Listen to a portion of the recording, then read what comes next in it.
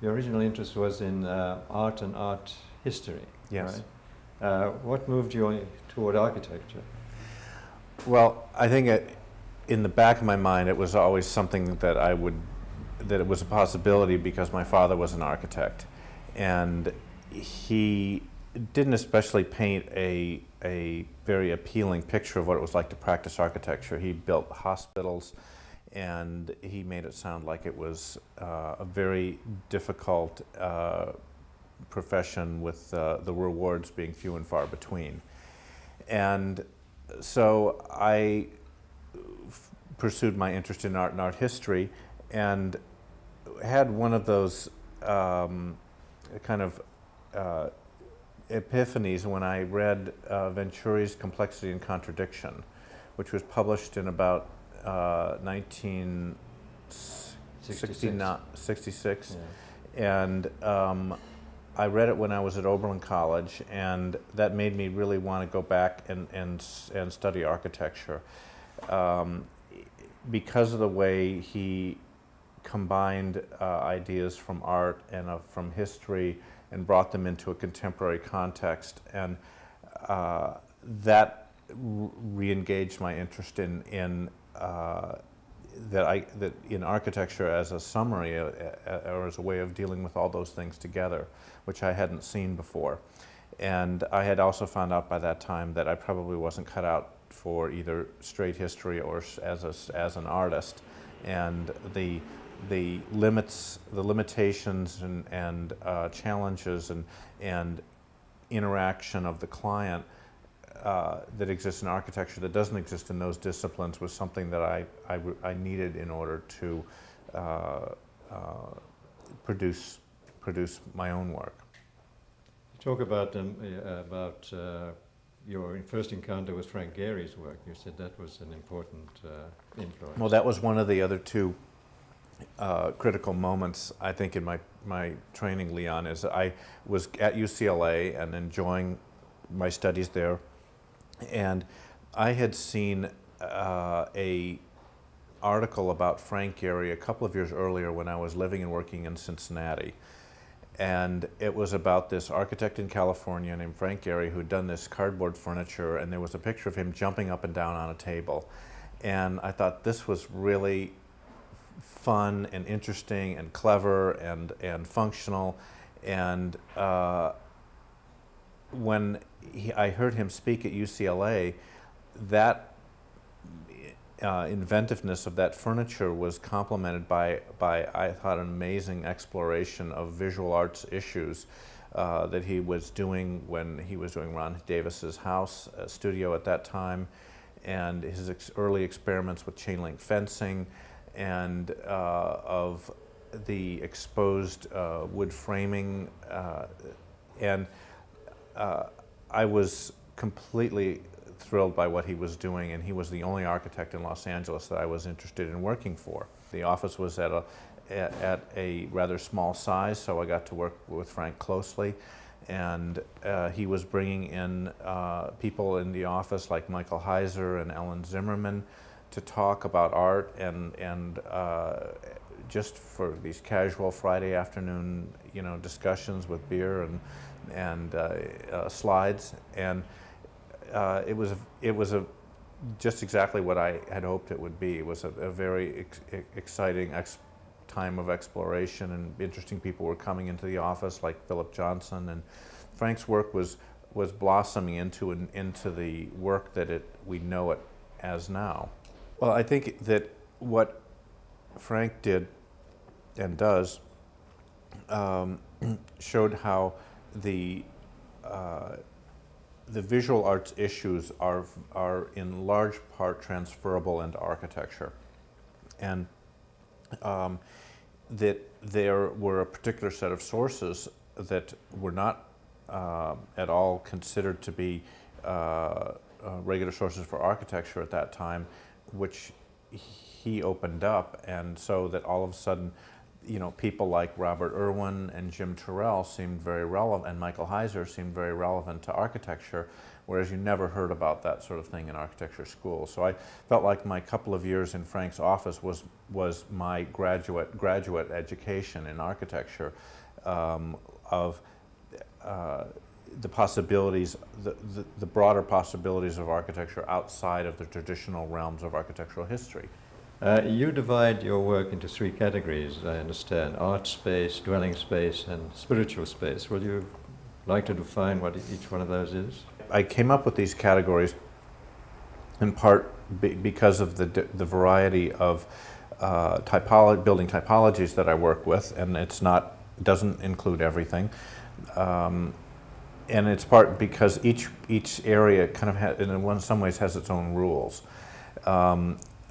Art space was to me an obvious one because from the very beginning of my practice, my very first projects were with artists and doing studios, and that affected me a lot. Not moving from the study of art to actually working with artists, and learning very quickly that they were really only interested in me providing a context for their work, and not for me to explore my own ideas about aesthetics, and unless they were consistent with theirs. And so again, I felt like I was going back to school, and I was learning from artists like Elsa Rady and Roger Herman about how to see art and how art is made. And so moving from spaces of making art to spaces of showing art, doing a series of art galleries, then moving up to larger art institutions like the Broad Foundation and PS1 Museum in New York. There was a body of my work, a substantial part of my work was involved with all aspects of art, whether it's the making of it or the showing of it, or collaboration with artists. I was working with Jim Turrell on the Road and Crater project, and collaborating with Eric Orr and Lita Albuquerque and Judd Fine on various projects. And so to try to think of a terminology that would capsulize all these things, I came up with a notion of art space, which doesn't necessarily mean the space that art hangs in, but it's also the space that art creates. And because I'm a believer in the notion that art makes its own environment, and you have to create conditions for that process to occur. But the need for the museum building or the institutional building to generate attention and publicity has become a tangible function above and beyond what the actual, useful function of the building is. And sometimes it's stated overtly and sometimes it's unstated, but a latent criteria in how architects are selected these days. How does this relate to your most recent project in this regard, the Berlin Gallery? Well, the Berlin Museum, it's called the Berlinische Gallery, and it's a civic museum of the art of Berlin, starting from the late 19th century through current. It functions as a Kunsthalle, so it generates contemporary shows as well as historic shows from its very substantial collection. The issue is complicated in Berlin because anything is complicated in Berlin these days. The city has such a rich and complex and controversial history that anything you do there becomes a point of great consideration and even controversy. And the level of intellectual dialogue over urban design and architecture in Berlin is just absolutely extraordinary.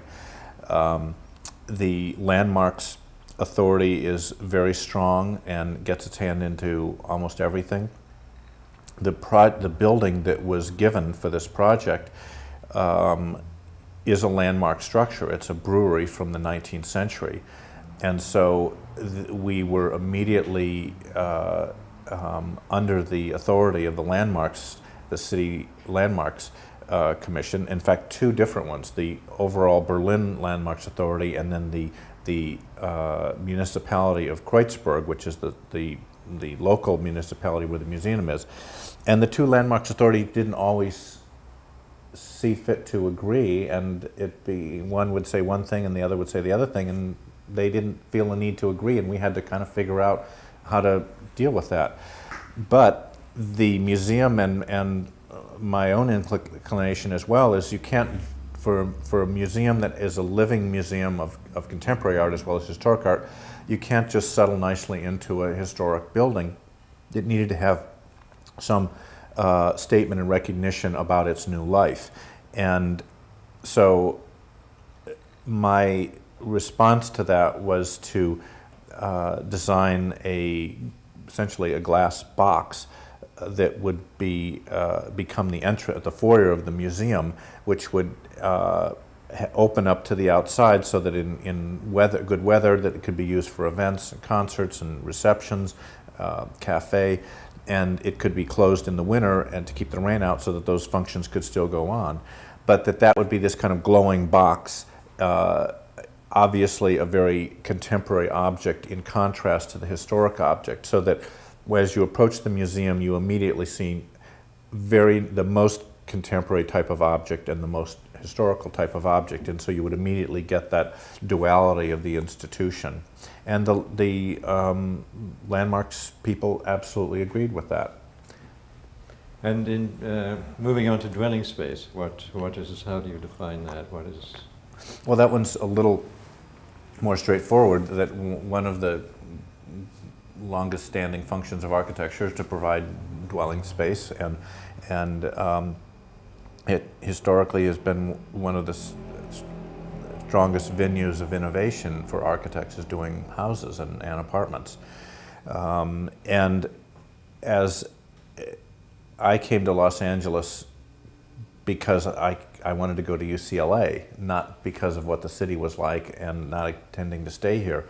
But after being here for a few years, in practice, immediately you are really involved in residential practice, because that's one of the most dominant typologies here, and that's where all the great innovations that of Schindler, Neutra, and Wright, and Gill, and Eames, and Frank Gehry all came, in that area, and so it's in that way it's still a frontier city, and so people are building houses, and because it's a city without the same kind of historic traditions of a San Francisco or New York or Boston, there's much more freedom here, which I immediately picked up on and took advantage of to explore what dwelling space should be about. And I moved here and became involved in a community of artists and designers in Venice.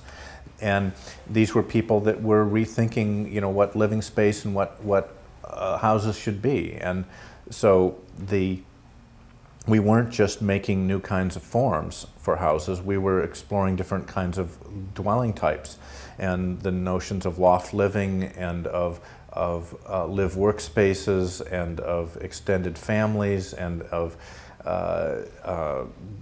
different family groupings and different activities in the home. That was part of that experimentation, and this is, in the late 70s. And it goes through this day. And so my very first projects were dwelling spaces, and I continue to do them today. And it's a area of great importance. We have, in fact, we're not building enough housing in this state. The population is growing much faster than the housing stock, and the industry of architecture and development is historically very much behind the times, and there's a lot of catching up to do with providing the range of housing that's needed by the growing population, and particularly multiple housing. And particularly multiple housing and affordable housing, which the city is trying to figure out a way to get involved in. Like the one you did in Santa Monica on 2nd Street. We've done, and we feel it's important, even though it's very tough to do business-wise, to do housing for nonprofits, so that we can make a contribution in the infill sites that these projects go into, and in providing the best architecture possible for affordable housing. And there are some good developers out there, such as the Community Corporation of Santa Monica, who we and some other architects have worked for, that are as interested in quality architecture and quality urban design as they are in providing the best housing they can do for these very tight budgets on affordable housing. And we're on to our third project with them right now. And these tend to be infill sites, very challenging in terms of the neighborhood issues, and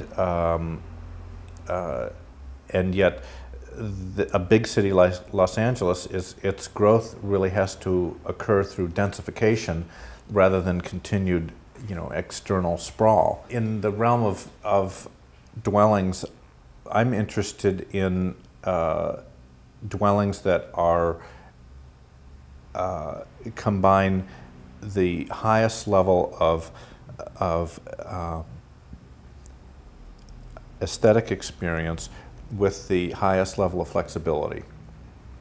And I don't think I've ever put it like that before, but people's change through their own lives, and there's a temporality. We live a certain way in one period of our life, and it changes a decade or so later. Families grow and change and contract and expand, and so a family in a way is an institution like a museum or a library, and all institutions change through time. It's the only constant is change. And so I'm not that interested in designing a house like a custom garment that only fits for one season, one person. I see it much more like a pair of loose-fitting overalls that can work in all seasons and through a long period of time in a succession of a family or a succession of families. And I think that puts in a way, it returns the creativity to the person living in the house, because then they have more ability to change and grow and manipulate the house with their art, their living patterns, their furniture, as opposed to designing something which is so hermetic that it doesn't really give the user any chance to participate in that. A lot of what I see as the aesthetics of a house come from the immediate environment of that house, and so that I think has a lot to do with working in California, is the tradition of integrating indoor and outdoor space. And so this office is a perfect example where the gardens are an absolutely essential adjunct to all the rooms in the building. And I see doing dwelling spaces the same way, is that I'm always looking at the adjacent outdoor spaces as part of the design of a room. But that goes all the way back to Schindler? Absolutely, yeah. I mean, the Schindler House was a landmark and a watershed project in those terms of living indoors and outdoors, and blurring those differences and breaking down that separation. And that's been extremely influential. What about spiritual space? How do you define that? Well, I think that came from, in a way, that came first for me. And when I was in architecture school, my father passed away, and I was trying to come to terms with that via what I was most deeply immersed with, which was trying to become an architect at the same time. So I designed a project that was a crematory powered by solar energy. And this was a way that I was trying to reconsider the relationship of American culture's treatment of death, which is basically to deny it and to ignore it, and with its inevitability and its omnipresence. And so I was trying to connect it with something which we all are in contact with and understand. So the daily cycle of the sun moving across the sky is a metaphor for our own lives. And if one could literally, functionally connect that with the act of cremation, so using the sun's energy focus through mirrors to accomplish cremation would be a way of, I felt, making a metaphorical connection between human life and greater natural cycles. And so that was probably my first essay in spiritual space, and it was an attempt at dealing with spiritual issues through the medium of architecture. And I've done it and been involved in some projects subsequent to that, and up until this day I'm working with a group of Buddhist monks on designing a monastery in the northern San Diego County area in Pala Valley. You've mentioned that Japanese aesthetic was very much part of this approach. Well, I think so, and that's one of the interesting things about practicing in California, which I didn't expect, was that it puts us in more immediate contact with the great Asian cultures of Japan and Korea and China and Thailand and India that are, I think, feel more remote from East Coast culture. As a gross generalization, I think the East Coast tends to look to Europe, and I think we on the West Coast have, in a way, a possibility of retaining, that orientation certainly, but also having a direct access and view to Eastern, so-called Eastern cultures, and it's been a big influence on me. And when I first started to travel to Japan, it immediately influenced my work. Partly reinforcing the notion of connecting indoor and outdoor spaces, because the captured gardens of Japanese villas are a critical part of its design, and the notion of generic space is also very much a part of Asian architecture, where rooms are really not necessarily designed by function, but the function occurs within a more generically defined room, and that function can change over time and by what activities are brought into that room. And so that kind of reinforced some notions that I had and served as a model for that. But that the spiritual notions of temporality and our relationship to nature in the largest sense, I think through Japanese and Chinese and Buddhist culture have been very influential on me. And to wrap up, now that you have a body of work and your practice is mature, if you like, what do you see, your practice evolving? How do you see what mine? Leon, I'm trying to figure that out as we speak.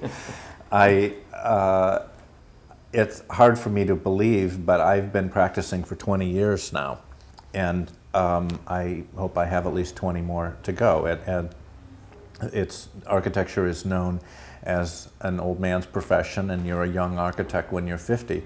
So I think that's great, and so I've got, hopefully plenty of time and more opportunities to figure that out. I remain very interested and committed to all those three areas. I didn't think that through as a mission when I came up with those categories 5 or 6 or 7 years ago, but I'm still very interested in art space, and I hope to do and continue to do a lot of that type of work.